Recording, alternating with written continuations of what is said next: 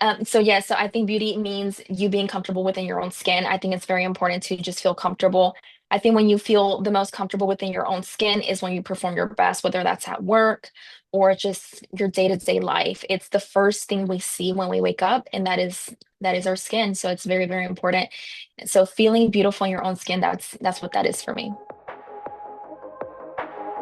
Welcome to the Beauty Talk podcast, where we feature how the best medical practitioners help their patients to look better, younger, and healthier. Now, enjoy the show, and here's your host. Daniel Gao here. I'm the host of Beauty Talk. We feature the top medical practitioners in health and beauty, both inside and out. I have Priscilla Quintana, founder and owner of Priscilla Aesthetics Dallas, which has been in business for over 5 years. She specializes in facials, sugar hair removal, and brow laminations. She started her business in 2020 with her small amount of savings, and through trials and tribulations, she has been able to successfully grow and maintain her solo business. She has trained with multiple well-known skincare brands and has changed people's lives for the better through skincare. So Priscilla, welcome and glad to have you here. Thank you for having me. Yeah, so let's start at the very top, Priscilla. How did you first get interested in the medical field? I think I got interested in the medical fields pretty early on. I think I've always had a passion for beauty. And when I saw that the aesthetics industry was really just growing more on the medical side, I think that's where I really just got interested in overall the whole field. Okay. So, and did you start with the aesthetics, or did you kind of have like another way where you got into medical first and then you transitioned over to aesthetics? No, aesthetics was first. Actually, makeup was first. And that Mhm. was pretty much like around 2016 when makeup was a huge trend. And I think I just wanted to further my education and I got into aesthetics. And then from aesthetics, I kind of started getting more into the medical side of things. Okay. Now, and Priscilla, what led you to open up your own practice? I mean, why not just work for some other place? Well, it's an interesting story. Mhm. I actually was working for somebody else when I first started. I Mhm. did not plan on being independent so early on in my career. It just so happened where I wasn't finding myself anywhere where I went. I tried day spas, medical spas, just working for different places. And honestly, I feel like it just came down to having a talk with myself. And there was an incident that happened. And I think that was just like the breaking point for me. And it was like a click in my head where there was no other option really. And I just began my solo career. During the beginning of my solo career, I did find myself struggling financially, and just starting up a business was not easy. So I wanted to get like a second income just to kind of help maintain everything. And I just found myself just kind of always going back to just working on my business solo. Mhm. And that's kind of how I got started. Okay. So now that you have your practice, I wanted to go over into some of the treatments that you provide. So I want to Yes. go into the sugar hair removal. I don't think many people have heard of what a sugar hair removal is. So can you Yes. explain what is a sugar hair removal and really what's the benefits of it? So sugar hair removal is actually a natural paste that we use to remove hair. So it adheres to the hair and to the dead skin cells, and it helps remove the hair. Like the application is a little bit different, but the Mhm. removal process is basically the same as any other form of like hard wax or soft wax removal. Mhm. And I like it because the benefits are a little bit more noticeable even after the first session. A Mhm. client just notices the results immediately after, even from after or post treatment. You will definitely notice less redness and less swelling on the skin Mhm. versus if you use, versus if you use soft wax or hard wax, you will definitely notice a little bit more redness, irritation, and the Mhm. skin is a little bit more dry. So with sugar, we definitely don't have to go through those things. Okay, so it's not Mhm. as I guess Aggressive. abrasive on Yeah. the skin. And if you, I mean, because when it comes to hair removal, there's also laser hair removal as well. How would you Yes. compare the sugar hair removal to like laser hair removal?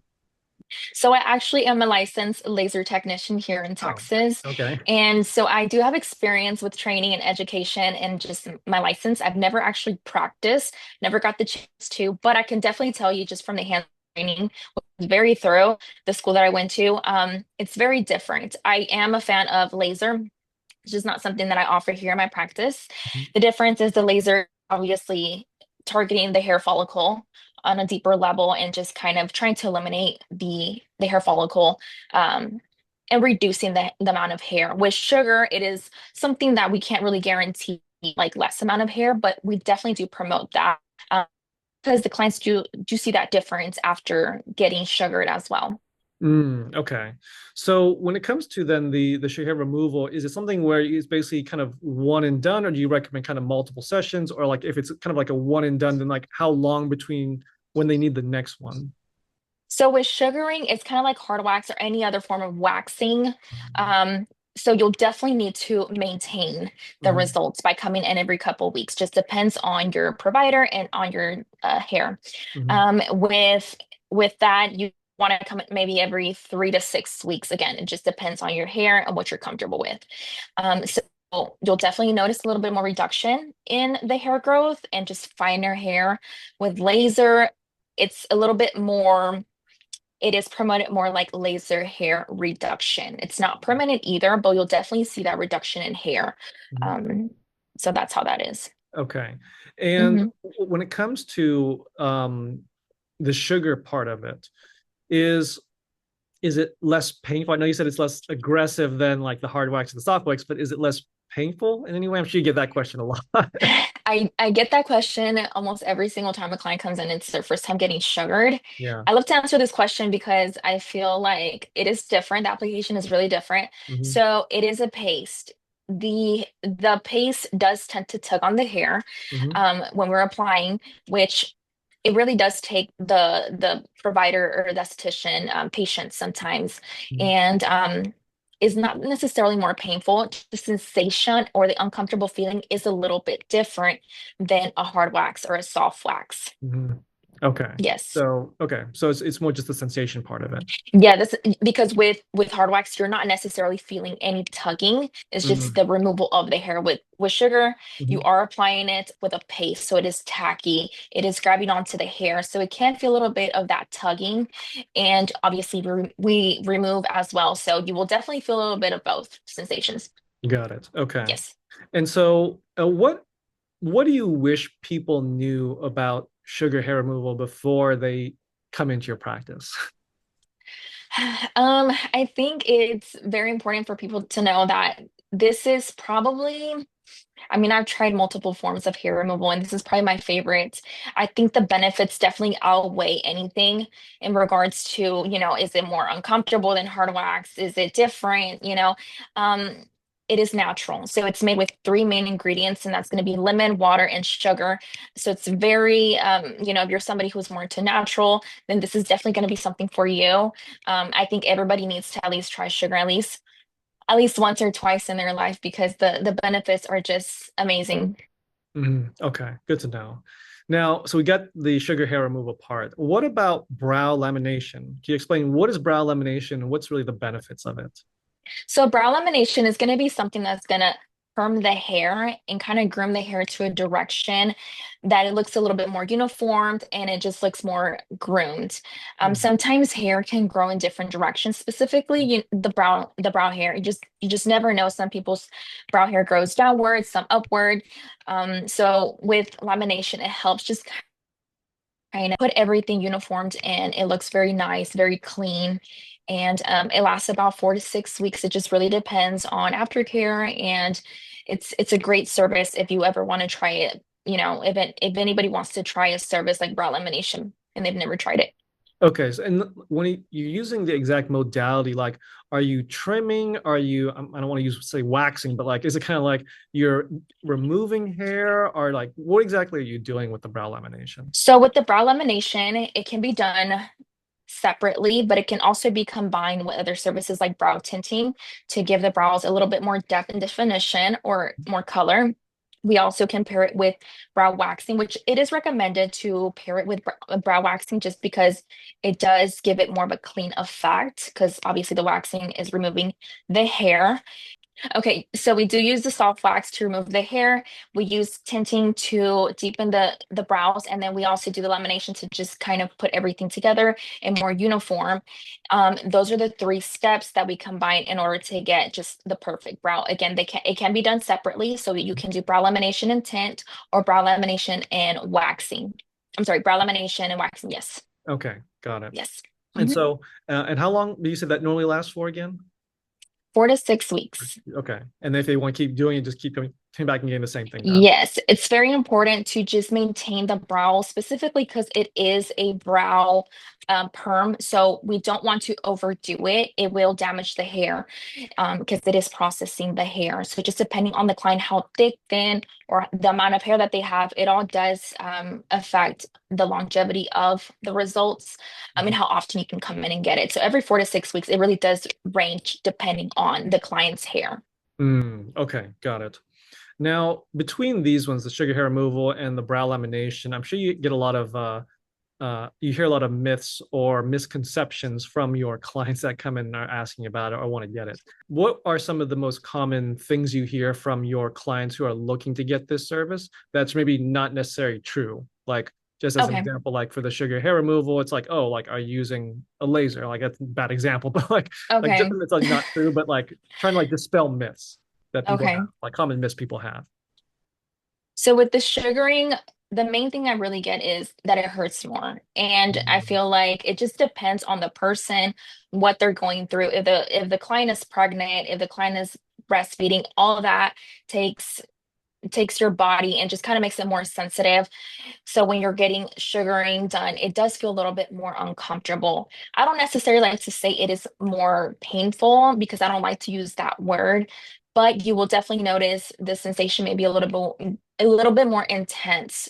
mhm, It really just takes multiple times to really see what it is to really get sugaring done.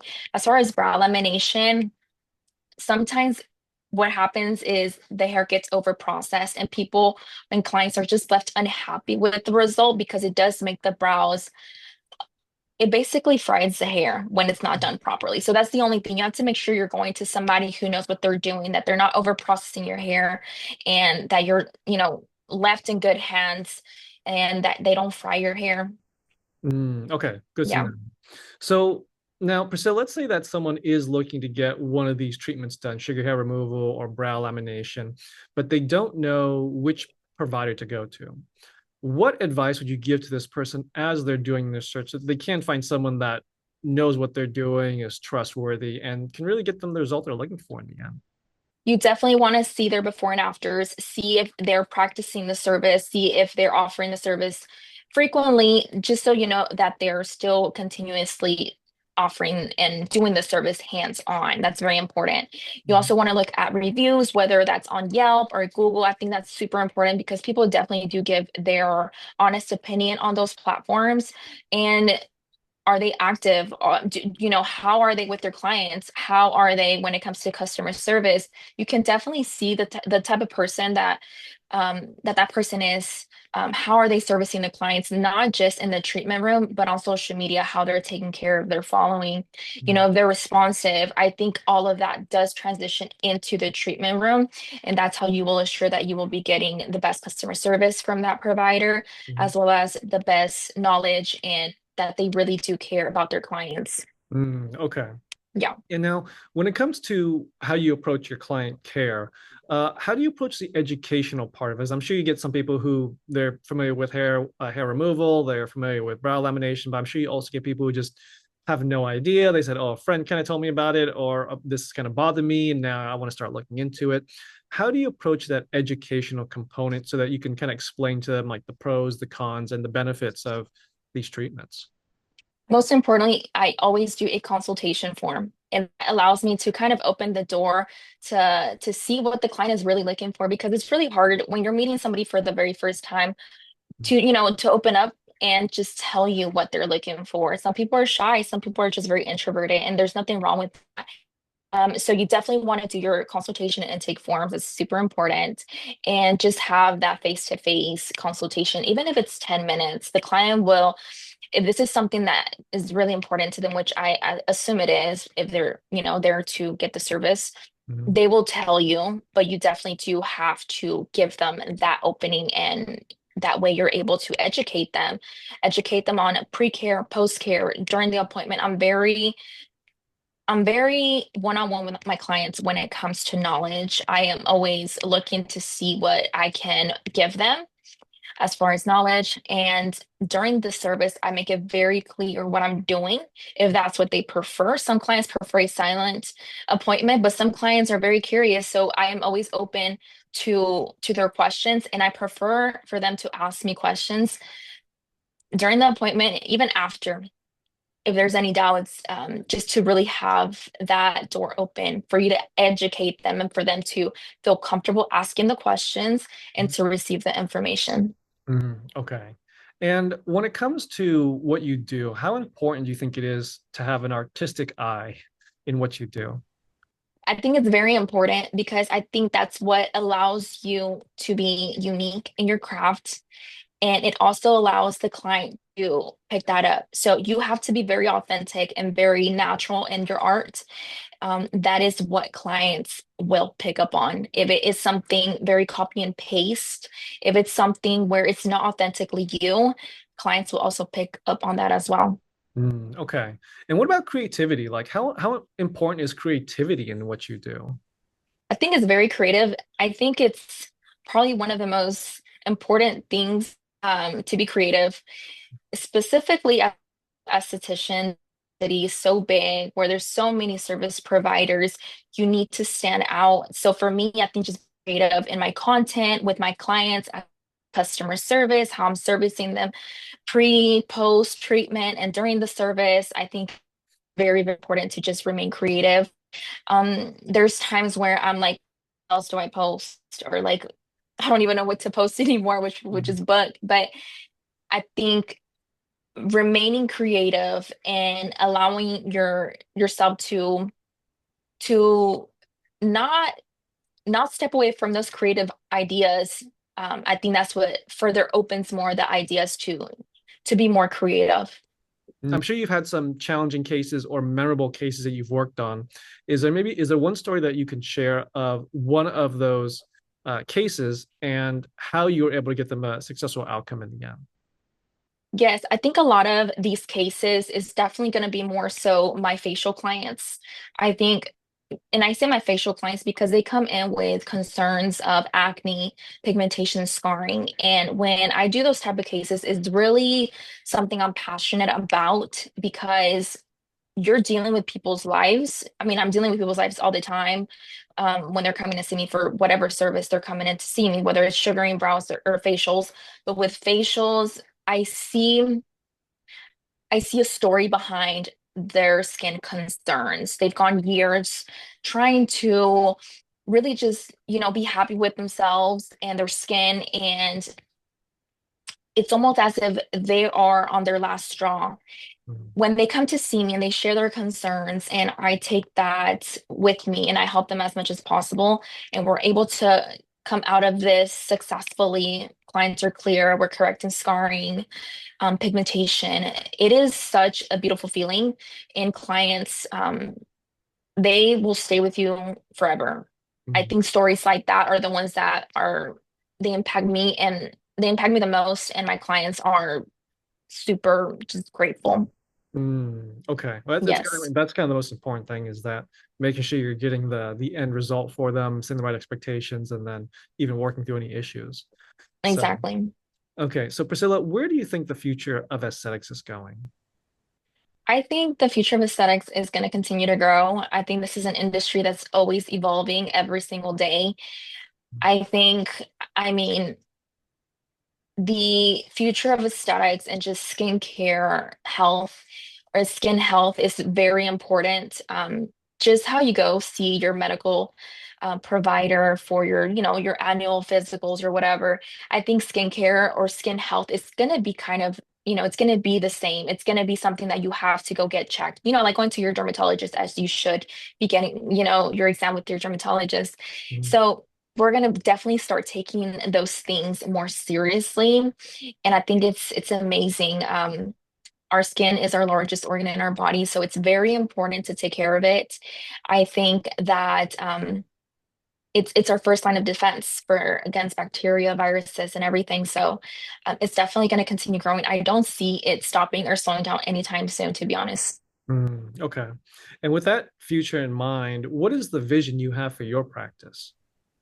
I think the vision I have for my practice is I do want to expand. I am a solo esthetician, but I am wanting to kind of have more support in the treatment room Mm, and overall just grow and continue just working in this. This is something I'm very passionate about. I think if it was not for me, I don't think I would be here 5 years later. mm. And just continue working and learning and continue changing people's lives.